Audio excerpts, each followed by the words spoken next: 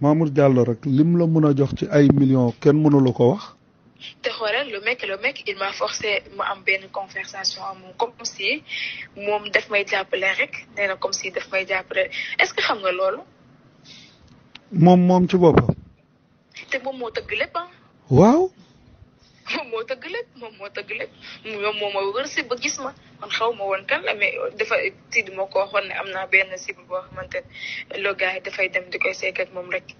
Mamour Diallo moom aussi ñu dugg dem maître Sow yor naa benn lii nii li yoo xamante ne maître Sow moo ko bind si loxo numéro jox ma ko dinaa la ko jox maître Sow yaa maître Sow ñoom ñëpp ñu wax si après ñoom ñu ne mun nañ am sperme même ma ne leen sperme comme ça veut dire quoi yéen est-ce que ay nit kenn et tout ça ñoom ma wax ne dama retourné waat li nga xamante ne duñ ko def say ni doom déjà loolu noonu c'est benn affaire bu grave ñoom ma dama retourné waat pour ñu am sperme. gis nga nag loolu nag gis nga loolu noonu rek. luñ ci mën a liggéey am naa ci. oui loolu luñ ci mën a liggéey. après ma demaat ce même jour. J'ai appelé maître, mais une semaine après, maître m'a appelé pour me dire que le gars, il est là, mon rogouadi, nous on a fait parce que demain, nous avons cabine à Kenny. Mon oncle, nous on a mis des fous d'arrêt de finir de wat. Voilà. Demain. Mais, mais je veux si Mamour Diallo, mais mon nous dort pas tant. Nous dem avec ben médecin, dem c'est au, tu ben médecin, bi def tout ça. Et je l'ai dit. Médecin bi dem def prélèvement et tout ça. léegi nag gis nga loolu noonu ci pet ci man sama diggante ak yow ay millions la yoo xam ne yow sa compte lay nekk fii loo xam ne dañ koy téye. parce que déjà. ñoom tamit dañ ma demande par force. parce que ñoom ñoo tax liggéeyatuñu moo tax ma ne la maa ngi sa ginnaaw au fait li ma lay wax ni sama papa sax xamu ko nii sama yaay kenn xamu ko si moom. déedéet xam naa. kenn xamu ko parce que xam naa confiance bi nga am sama papa mosuñu wax lu jëm ci dossier bi déjà def ma rus. confiance bi nga am ci man c'est-à-dire li nga mën a wax ak man. mënoo koo wax ak kenn te dama lay wax confiance la boo xam ne sama diggante ak yow boo xam ne lu ñuy téye la rek denc voilà. parce que nit il faut que mu am ku nekk ci wetam dimbale ko comprendre nga bu baax. mais doo mën na xëy comme ñeneen ñi. je vois pas doo dugg sama vie après nga génnaat comme ça. jamais dama lay dimbale jamais maa ngi ak yow ba nga dee yow waxuma la dara dama lay téye. ba ni ñuy dee. bien sûr pourquoi pas yow man maa lay jox Cheikh Ibrahima Niass déggoo lu ma la wax. yow loolu bul sonn. loolu boo ko tëjee instant bi loo si tëggaatoon nii mën na la jeex na. loolu laa noo Cheikh Ibrahima soo si tëggaatoon ma dem na la. loolu amul benn problème loolu man maa la koy jox waaye dama bëgg ñun tamit yaa ngi dégg ñu am loo xam ne luy jëriñ ëllëg la. ñun ñëpp aw na problème man bu fekkee ne man d'accord naa bu fekkee ne dañoo wax ne benn dinaa leen fa bu ñu waxee ne mënuñu defal compte je sais mën nañ ko def sa compte. bien sûr dañ koy jël dama koy jël. mais nag après day dëgër ni. dañ koy jël léegi daal li ma lay wax daal mooy. loolu yëpp la plus grosse. fii day sedd guy ba pare du ma taal benn kilo xalaatuma ko sax. lu leer laa loo wax ne séeréer nga xamoo ki la.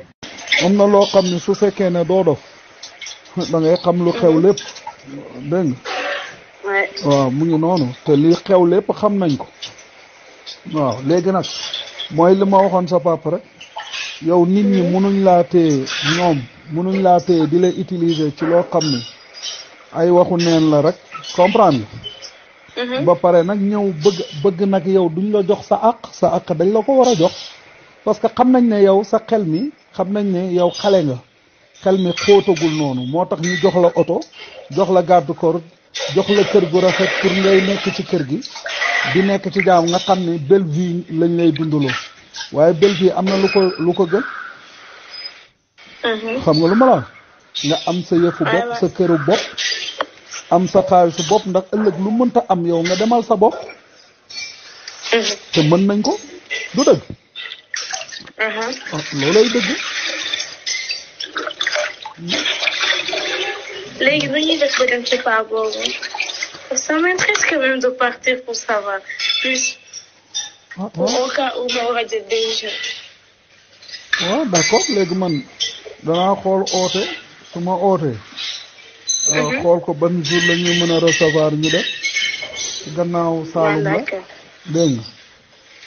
ok. incha allah. waaye parce daal qu'il faut que ma dem quand même. waaw waaw. nga xam ne xaw ma li tuuti ci décision yi ma war a jël parce que il faut que ma jàmbaarloog ñoom franchement. waaw parce que. parce qu'ils n'ont pas intérêt que ma wax ils n'ont pas intérêt ma wax. waaw ñoom su ma waxee enragé wu leen seen nguur dafay daal. bu baax. ils n'ont pas intérêt ma wax. waaw loolu man. donc comme c'est ça on va jouer maintenant carte sur table. mais moo tax ma bëgg yow nga ñëw nga toog xam naa ne li ñuy wax nii yëpp ay fen la yaa ngi dégg mais ñoom bëgguñ nga wax moo tax ñu garder la te suñ xamee ne dangaa nar a wax yaa ngi dégg nuñ lay def dañ lay bëgg a liquider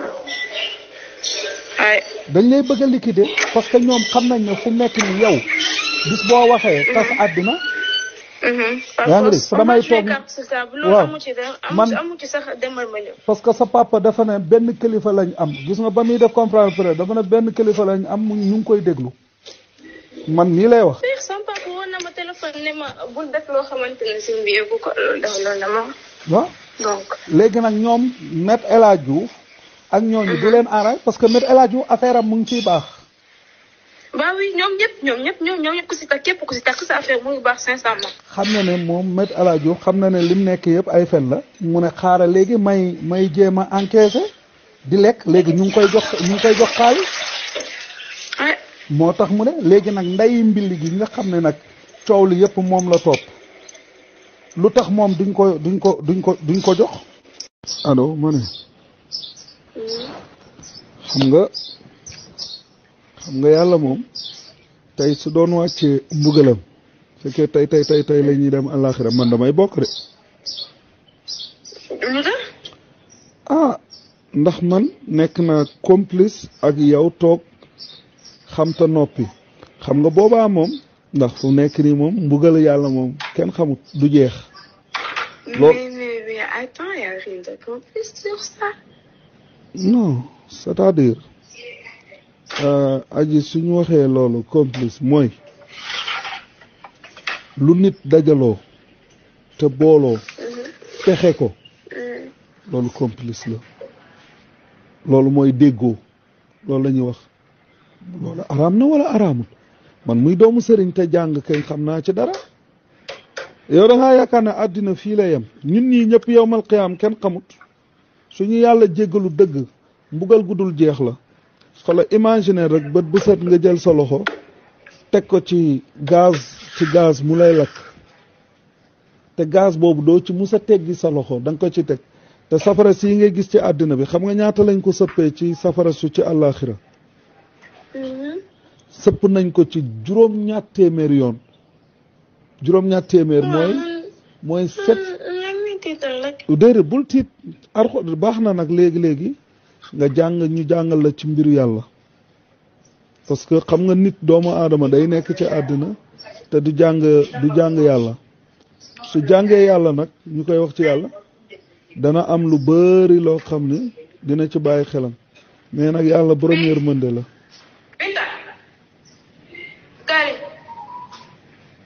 Minta Gari.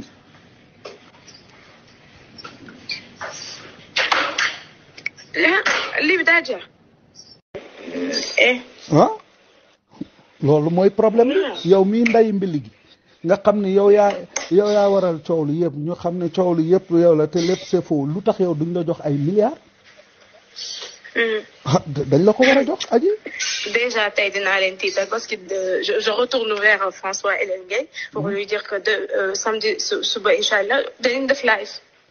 waaw léegi nag man des révélations. yaa ngi dégg. waaw mais man dinaa lay xelal ni ngay def pour toog da ngay toog ne leen damaa bëgg kër nañ la tabaxal nañ la jox clé à main. yaa ngi dégg. soxlawu sax clé à main nañ la defaral terrain ñu jox la xaalis bi ndax mun nañ la jox terrain bindal la ay këyit ak yëpp fekk ne ñoom en domaine duñ ko sottil ci yow comprendre nga lu ma la wax dafay nekk mu nekk foofu. mais xam naa leen ay fenkat la ñoom ñëpp te ñoom ñëpp laa xam ñoom ñëpp ku nekk tëgg naa ak yow. ñoom ñëpp laa xam et non pas intérêt ma wax loolu moom xam naa ko.